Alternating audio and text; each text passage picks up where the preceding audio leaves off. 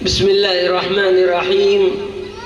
الحمد لله رب العالمين، والصلاة والسلام على أشرف الأنبياء والمرسلين محمد وعلى آله وصحبه أجمعين، ومن تبعهم بإحسان ودعا بدعوتهم واستنى بسنتهم إلى يوم الدين.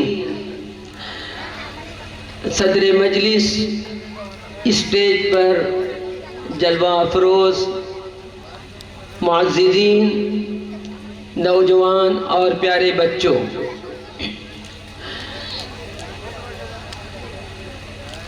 10:30 بج چکے ہیں اور ہم لوگوں کے سامنے سیرت النبی کے عنوان کے تحت متنوع پروگرام سامنے آ چکا ہے.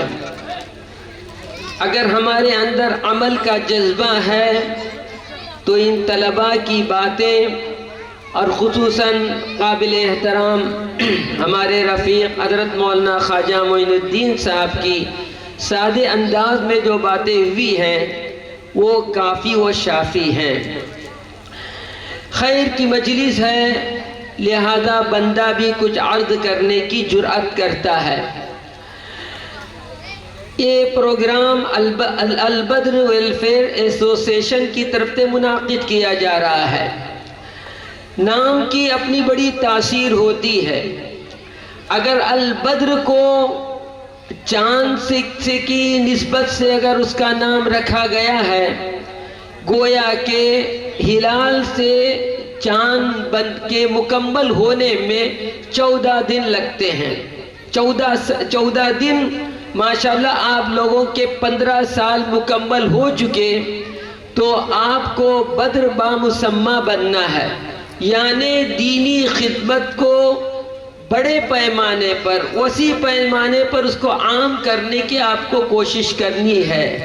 الحمدللہ آپ نے جو رپورٹ پیش کی وہ بہت ہی زیادہ ہمت افزا ہے، لیکن دینی خدمت کے لیے کسی ایک حد پر جا کے ہم کو نہیں رکنا ہے، بلکہ ہمہ طریقے پر بڑوں کے لیے، بوڑھوں کے لیے، عورتوں کے لیے، نوجوان بچوں کے لیے، بچیوں کے لیے، معصوم طلباء کے لیے دین سے مربوط رکھنے کی، قرآن مجید سے ان کے تعلق کو مضبوط کرنے کی جو بھی صورت ہو سکتی ہے اس کو اپنانا چاہیے، تاکہ آنے والے فتنوں کا ہم بآسانی مقابلہ کر سکیں اور ہمارے پاس وہ مضبوط چیزیں موجود ہوں جس کے ذریعے سے ہم آنے والے فتنوں کا بآسانی مقابلہ کر سکیں اور اس کو اپنے مقصد میں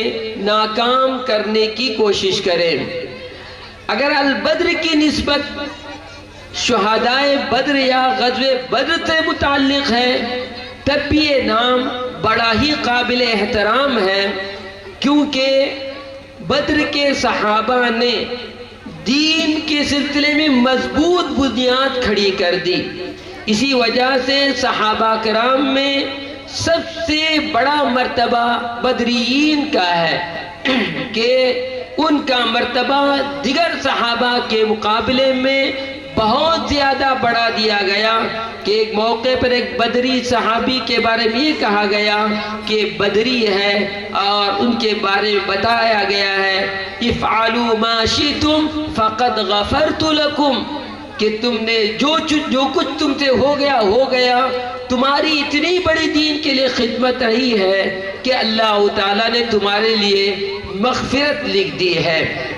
اور یہ علاقہ محنت مزدوری کرنے والوں اور رزق حلال کے لیے اپنے آپ کو تھکانے والوں سے متعلق ہے.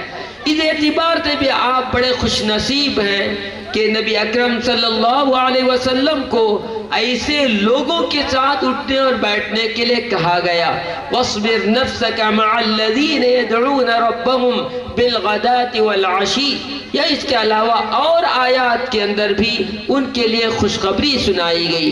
نبی اکرم صلی اللہ علیہ وسلم نے فرمایا ابغونی ضعفاءکم فَإِنَّكُمْ تُنْصَرُونَ بِضُعَفَائِكُمْ، تم مجھے اپنے کمزوروں میں تلاش کرو، تمہاری مدد تمہارے کمزوروں کی وجہ سے ہوتی ہے۔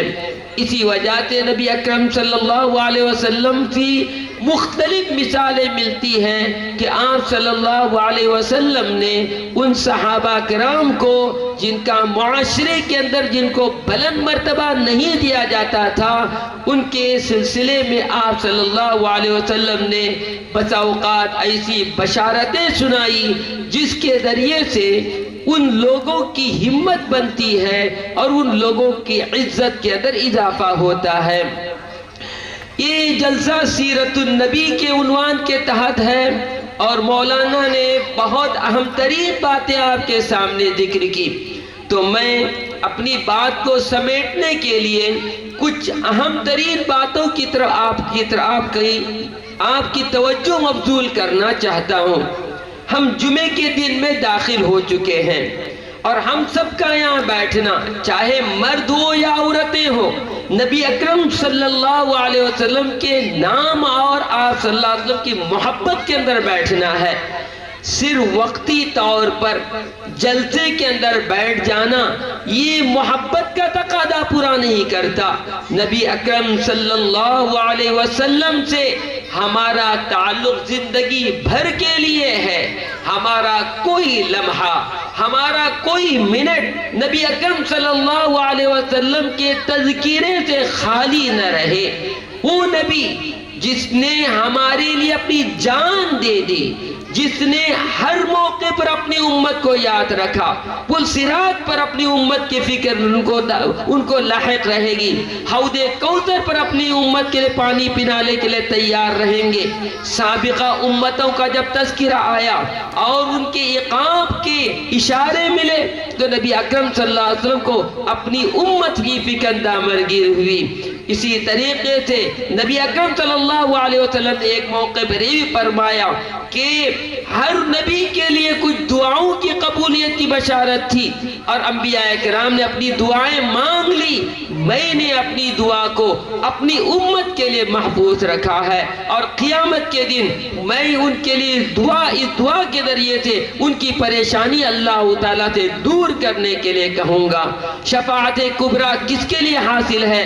نبی کریم صلی اللہ علیہ وسلم کے لیے حاصل ہے۔ اگر ان تمام چیزوں کو ہمیں پانا ہے تو اپنی زندگی کے جملہ شعبوں کو نبی اکرم صلی اللہ علیہ وسلم کی سیرت مد نظر رکھتے ہوئے اسی کے سانچے میں ڈھالنا ہے۔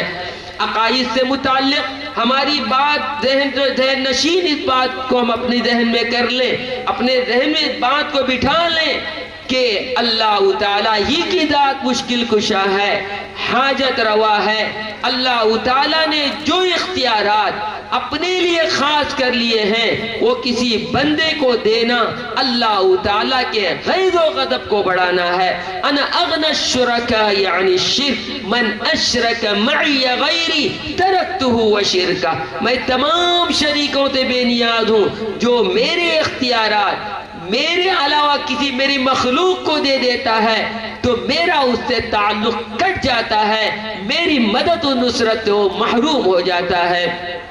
نبی اکرم صلی اللہ علیہ وسلم نے عبادت کے سلسلے میں بھی واضح ہم کو تعلیمات دی ہیں۔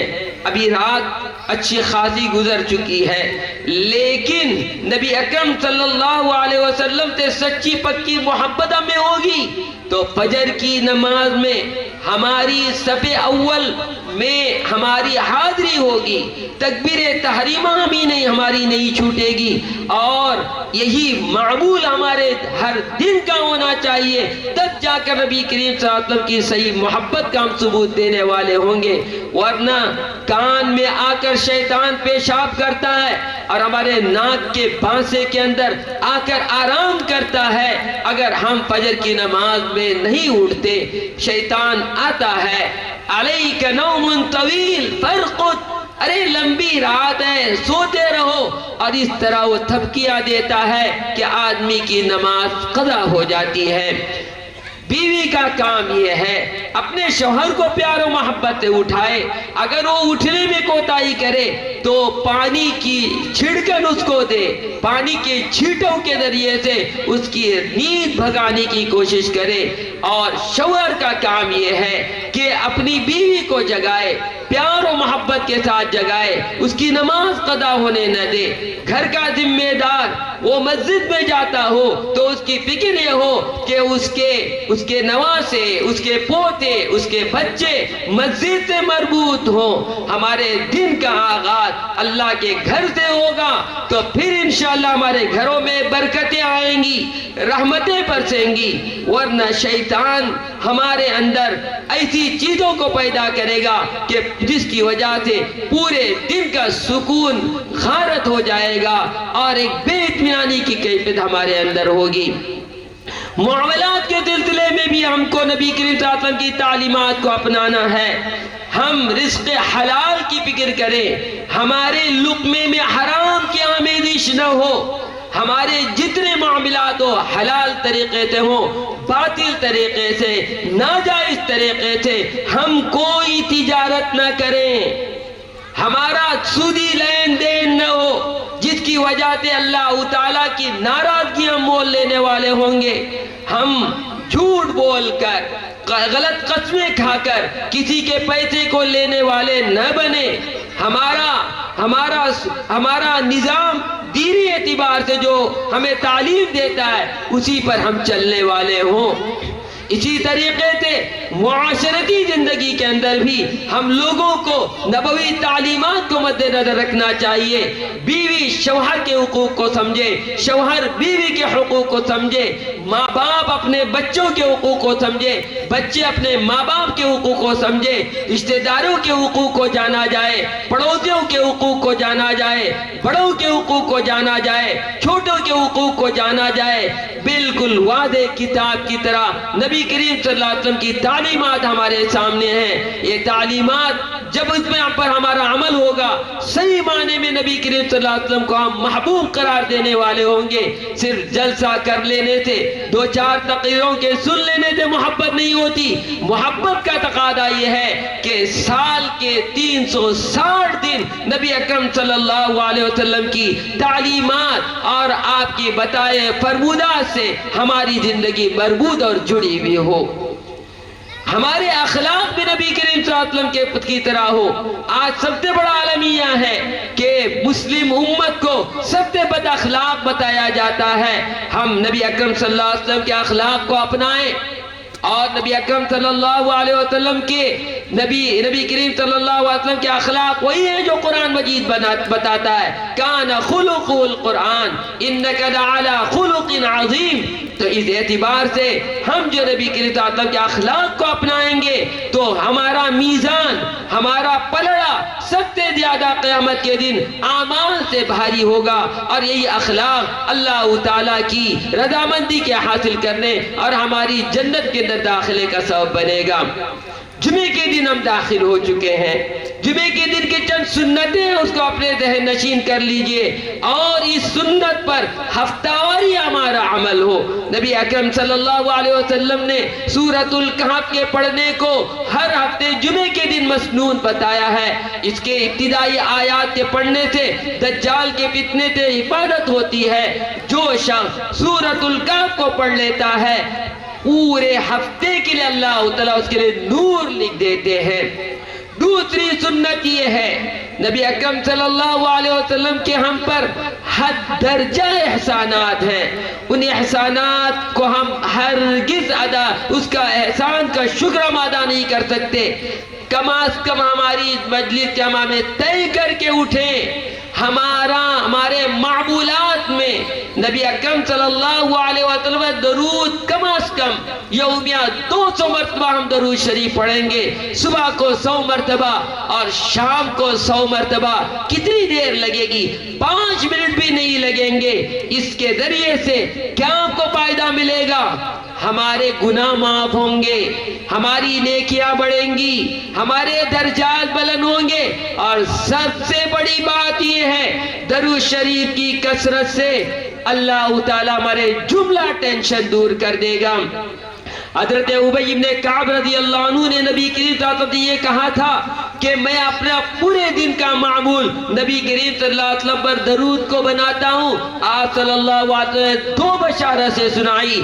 ایک تمہارے گناہ معاف ہوں گے, دوسرے فرمایا تمہارے جملہ ٹینشن دور ہوں گے. جمعے کی فضیلت سے متعلق ایک اور بات بھی یاد رکھی جائے. جمعے کے دن اللہ تعالیٰ نے ایک دعا کی قبولیت کی گھڑی رکھی ہے.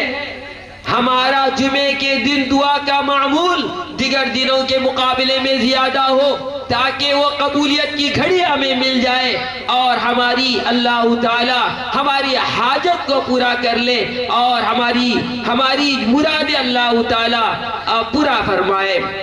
اس کے ساتھ ساتھ جمعے کے دن ہفتے کی عید کا دن ہوتا ہے اور نبی اکرم صلی اللہ علیہ وسلم نے جمعے کے دن کو مساجد جمعہ میں جلدی آنے کے لیے بتایا ہے.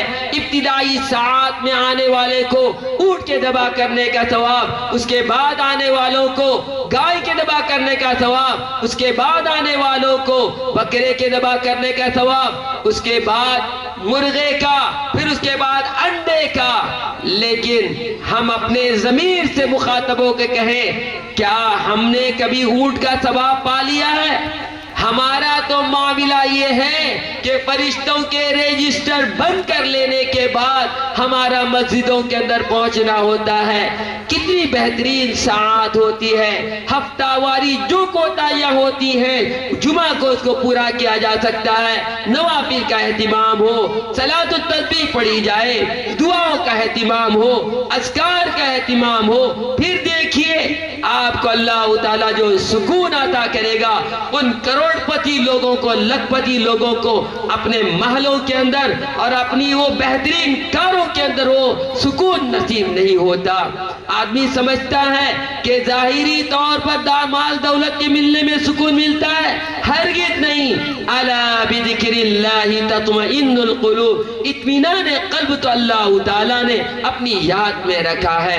بہرحال البدر نے یہ مجلس سجائی ہے, یہ مجلس وقتی نہ ہو, یہاں سے ہم عہد کر کے اٹھے کہ نبی کریم صلی اللہ علیہ وسلم سے ہمارا تعلق مضبوط ہوگا, ہمارا کوئی کام نبی کریم صلی اللہ علیہ وسلم کی تعلیمات کے مخالف نہیں ہوگا, ہمارا ہر کام نبی کریم صلی اللہ علیہ وسلم کے تقرب کے حاصل کرنے, اللہ کی رضا کے حاصل کرنے کا ذریعہ بنے گا. میں ایک مرتبہ البدر کے نوجوانوں کو مبارکباد دیتا ہوں کہ انہوں نے سیرت النبی کی مناسبت سے ماہ ربیع الاول میں نشست سجائی ہے. اب آپ ایک پورا شیڈول تیار کریں اور آئندہ ربیع الاول تک نبی اکرم صلی اللہ علیہ وسلم سے متعلق ہم نے محلے کے لوگوں کو, چاہے وہ عورتیں ہو یا مرد ہو یا بچے ہو یا نوجوان ہو, ان کو کس قدر مربوط کرنے کی خاموش کوشش کی ہے اس کا ایک جائزہ لیں.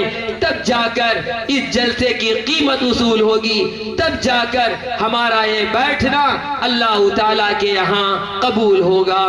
اللہ تعالیٰ سب سے پہلے مجھے ان باتوں پر عمل کرنے کی توفیق عطا فرمائے کیونکہ بندہ اس میں بہت زیادہ کوتا ہے. اب حضرات کو اللہ تعالیٰ عمل پر استقامت نصیب کرے. وصلی اللہ علی نبینا محمد وعلی آلہ وصحبہ اجمعین والحمد للہ رب العالمین.